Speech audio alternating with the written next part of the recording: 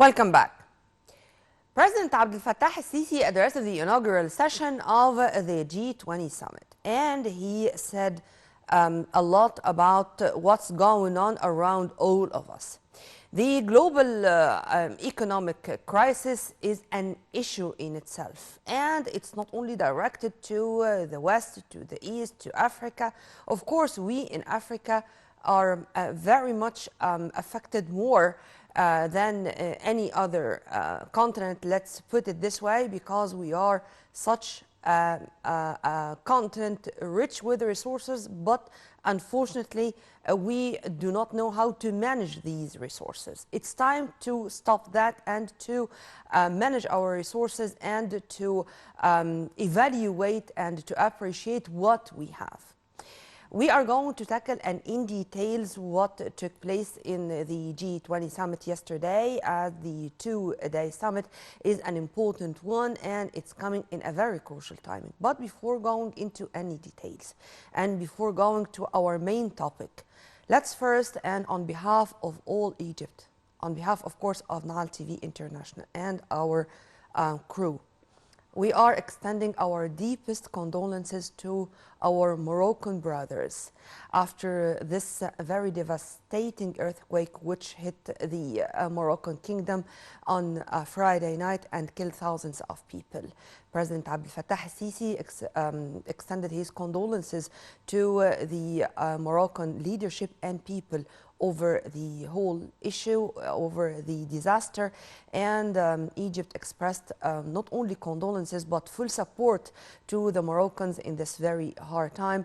And we want to make sure that also our embassy in Rabat formed around-the-clock operation room to make sure that the Egyptians in Morocco are safe. And until the moment, thank God, there is no casualties in the Egyptian community in Morocco. Once again, our deepest condolences to our Moroccan brothers in this very hard time. Well, we are very much delighted to have with us via phone His Excellency Ambassador Gamal Bayoumi, former Assistant Foreign Minister, to share his vision regarding the G20 summit and the address of President Abdel Fattah al-Sisi in the inaugural session of the important gathering, and also the meetings which took place yesterday on the sidelines of the gathering. A very good morning to you, sir. Good morning, good morning. How are you? Fine, thank you, sir. And let's start first with the significance of inviting Egypt to be the guest of honor in this edition of the G20 summit. A very good occasion for Egypt, for our leadership, and it is a sign of respect and give Egypt its priority as a country which has different faces representing Africa, representing the Arab world, representing the G77, which is 139 countries. So we have many faces representing many groups of the international arena. And I am quite sure that we shall benefit from such a meeting to learn what's going on, to understand what are the richest 20 countries who own 85% of the global economy, international GDP. What are their agenda? Because we can, of course, benefit from this in order to direct our policies, whether economic, trade, investment, attract foreign direct investment, which we are seeking now.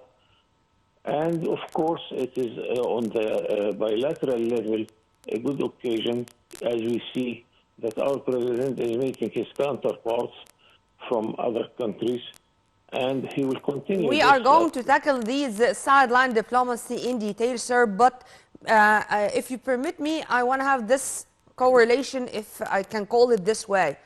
How do you see the significance of being the guest of honor in this edition of the G20, just a few days, or let's be accurate, just 2 weeks or maybe less of joining the BRICS? Can I consider this as, or can we dub this as economic victories and diplomatic economic victories for Egypt? Yes, but it is different files. The Yeah. BRICS is a group where we are going to join as a member, where we are going to benefit from trade benefits. Mind you that the BRICS is not yet having what we can call a full free trade area. It is only preferential trade arrangements. Yeah. But anyway, it comes to complete our openness on the international field through the World Trade Organization, the Yeah. regional field concerning the Arab large free trade area, and the African free trade area, and the association agreement with Europe. Even we have a small agreement with the Latin America Mercosur. So it seems that Egypt now is the market of not only 100 million inhabitants, but whoever will produce in Egypt will have the chance to export to a market of 2,000 million inhabitants everywhere around us. The BRICS also is the largest in number, the largest regional group. Yep. But here it is another forum. It is the richest 20 countries, plus the European Union, plus the World Bank and IMF, and the African Union is invited now to be full member. So, as a matter of fact, our president, whenever he's addressing this forum, he's talking to a huge number of countries and the largest in wealth, the largest And international economic institutions also. Sir, since you mentioned the African Union joining the G20, you know, when we were speaking about the COP27, we named the COP27 earlier in November 2022 as African COP. And today, I can also call this edition of the G20 Summit the African G20 Summit with the inclusion of the EU. President Abdel Fattah el-Sisi was keen to mention more than once in his address Africa, integrated the African economy into the international economy, speaking not only as the Egyptian president but the chairperson of NEPAD. Speaking about the climate change and how Africa is the most suffering continent of the carbon emission and climate change, despite the fact that we are the least sharing in this. How do you see, sir, now the African position in the world of economy, or among the richest, as you've kindly mentioned, and the benefits which Africa is going to gain after this move? It is since Egypt had the presidency of the African Union in 2019, we are trying to market for Africa, which is, as you rightly said, the poorest continent in the world. Even so, it is the flow of money going out of Africa is much more the money coming in. We pay our debts, we pay our invoice of imports much more than we get as investment or as a result of our exports. And we cannot continue like that, draining the wealth of Africa towards the wealthy countries. So it is a good occasion to get some decisions there that the whole world will help Africa in order to make this situation a little bit stable. And we, since 2019, Egypt is calling those countries who are the largest investor in the world to come and to invest in Africa with the Egyptian experience, which is very good experience, and the most acceptable face in Africa is Egypt. And we can start slowly but surely, because also on the African side, we have a lot to be done. We have a lot to have some homework to make our bureaucracy dealing with investment in a better way, to make our banking system acting according to the international level, our transport, whether maritime or the river transport or the airway traffic, much more suitable and up to the international level of the practice. Many things we have to do in Africa In also every to occasion, deserve all these efforts. yes, in every occasion since assuming the presidency of the EU, as you've kindly mentioned, in 2019, President Sisi was keen to mention developing infrastructure as one of the most important goals of sustainable development and the African Agenda 2063 to achieve these goals or the goals of sustainable development for the best interest of all African states and all peoples. Right, you said, sir. Sir, also the president was keen to put Egypt as part of the solution for many problems, and particularly when it comes to climate change or fossil fuels, renewable energy, or food security. As for the renewable energy, the president said that Egypt is ready to be the renewable energy hub for green hydrogen as the future fuel. And as for the food security issue, the president also said that Egypt is also ready to be the hub for storage and handling grains, as the whole world, of course, is suffering from the hikes in food prices and the grains issue after the Russian-Ukrainian war. How do you see these two initiatives or suggestions by the Egyptian president? Many big opportunities, but at the same time, it is very big challenges. And what you said in your last sentence, I am not so optimistic, because I want to be frank to you and to our audience that I don't think that Europe and the United States will be welcoming Africa producing its food, because they are the largest food producer, and they are jealous from each other. They have their competition. They are killing each other in order to maintain the main source of food, especially the grain. And I personally practice this.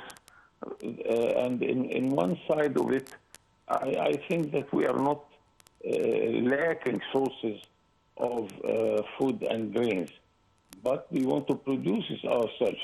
We want to produce this in friendly countries like in Africa or the Arab world.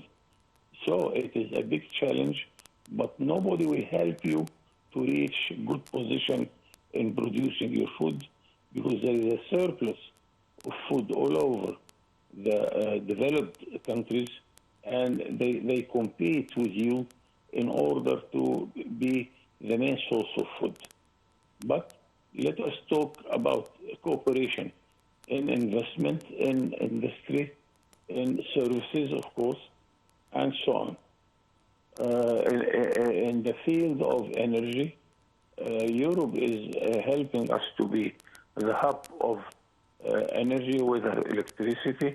Now we are establishing electric line to connect our net to Greece and to Cyprus, then to Europe.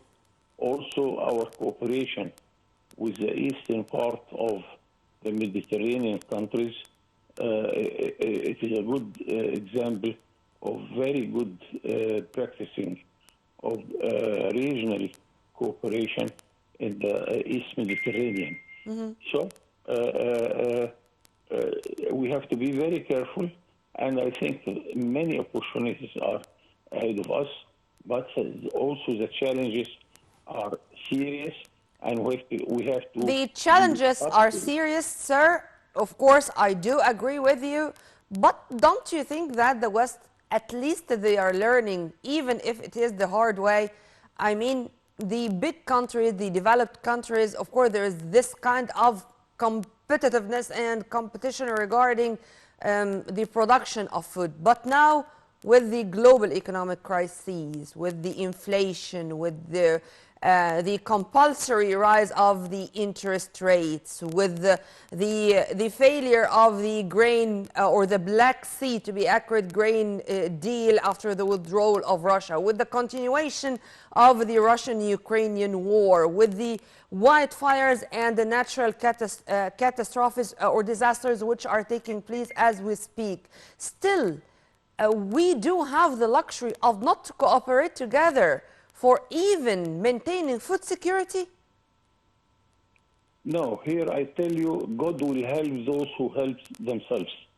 Nobody will help you in food security because they want to continue selling you the food and the grains. So I want to be realistic, and I do not expect anybody to help us in this field.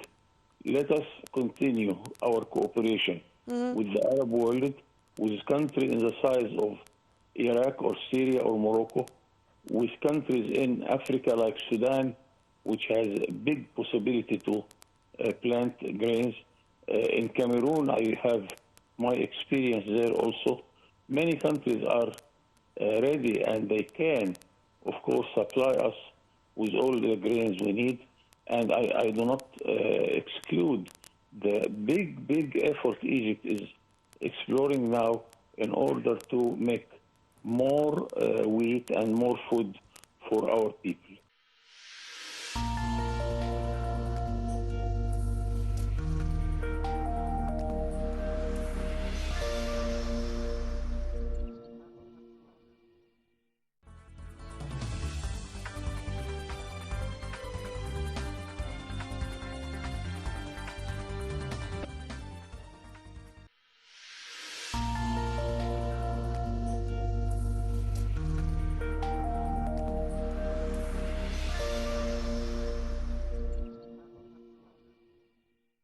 Yes, sir.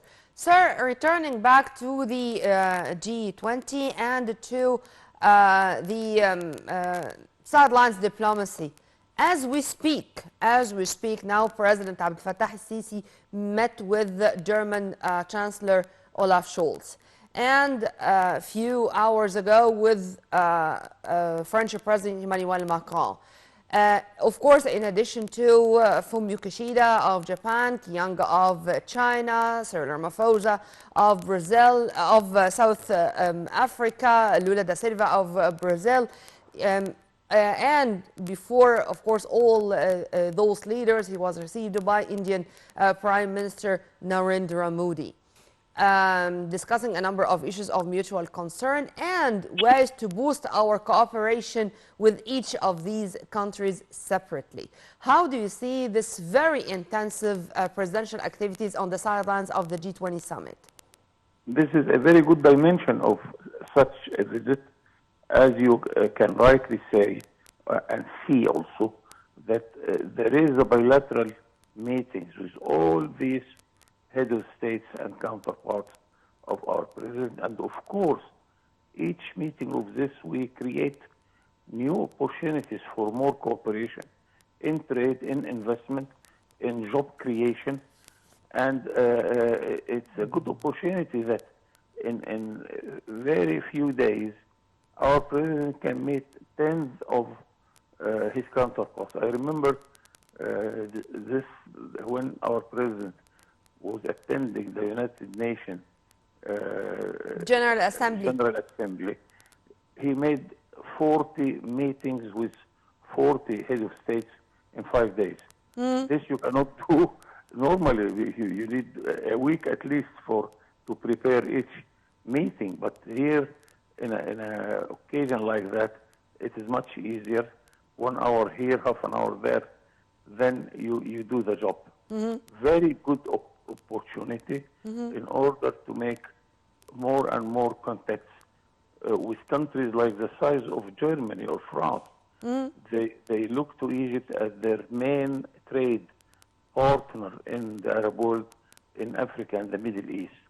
And look also to the political side of those meetings. It's very important. All those countries depend on Egypt as a country of peace and stability in the Middle East for more and more peace efforts in order to make our world much peaceful. While, as you rightly said, we are not in the best situation concerning peace and security or the economic situation.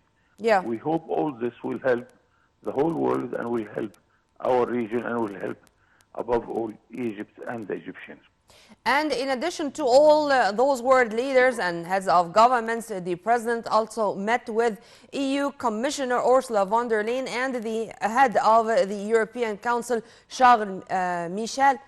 In addition to Tawadros Adhanom Ghebreyesus, the head of the WHO. I mean, the president was keen even to meet with the heads of big international organizations like the ones I mentioned, and particularly with the EU. They discussed the joint cooperation and how deep the relation is between Egypt and the EU as an organization and their member states in general.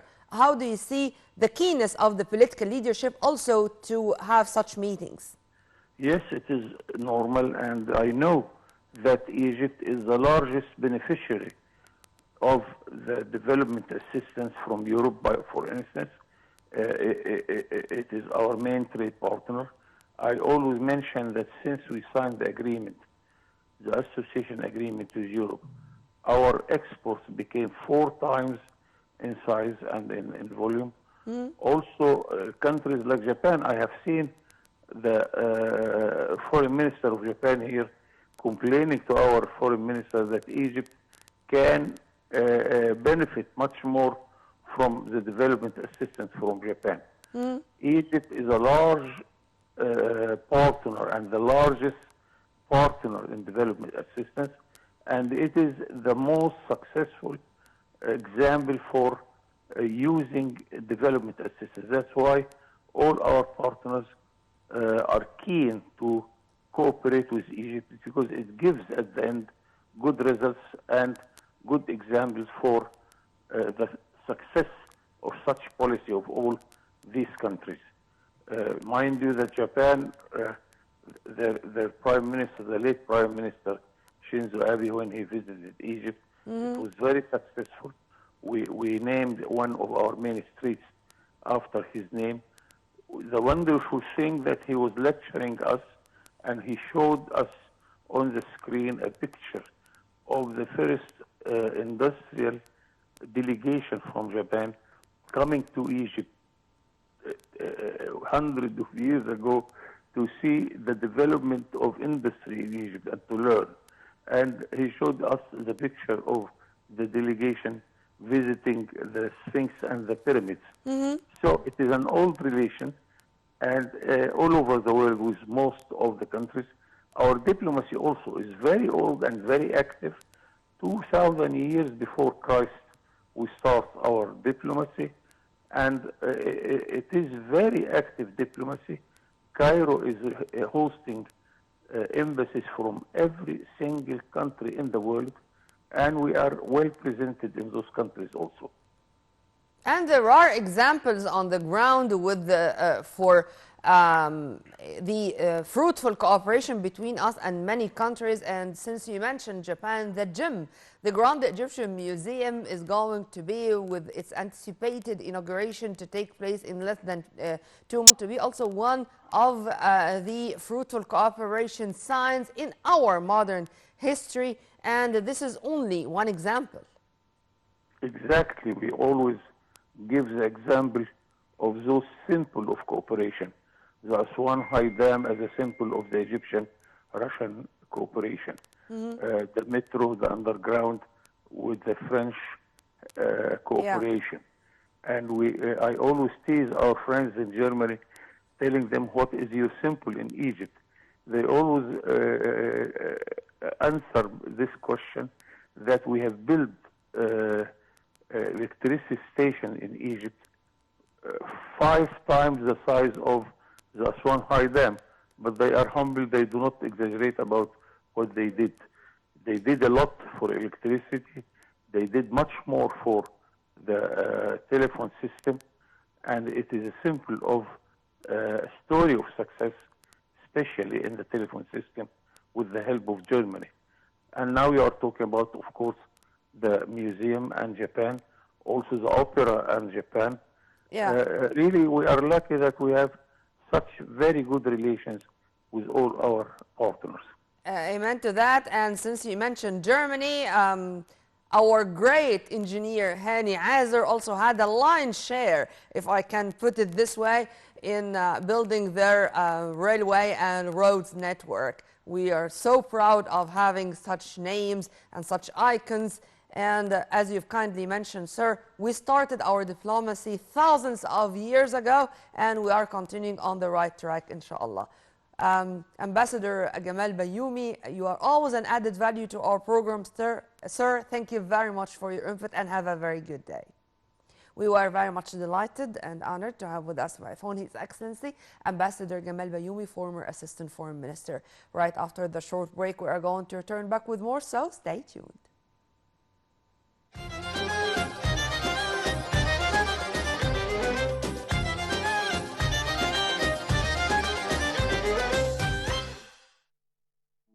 The Trinity is a religious formation of gods in ancient Egypt. In the New Kingdom, we find mentions of a big number of deities related together in groups of three that form a triad, or what's known as the tri-unity. This doesn't just concern the god only, but the gods and the places of their cults. The perfect formation of this Egyptian tri-unity was specifically achieved in the end of the 18th dynasty. That's in the chant of Amun, which is kept now in Leiden Museum in Holland. The chant says, all gods are three, Amun and Ra and Betah, and they are unmatched. His name is invisible, being Amun, and he is seen by his definition of Ra. He is Ra in front of humans, and his body is Betah. The time of the three on earth stays forever. Thebes and Heliopolis and Memphis, forever and ever. In the Ramesside period, an important trinity appeared, expressing the idea of merging and unity. That's when all gods were united in three. They are Amun, Ra, and Betah.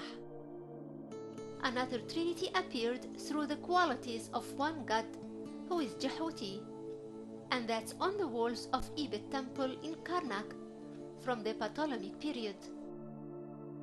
There, Jehuti was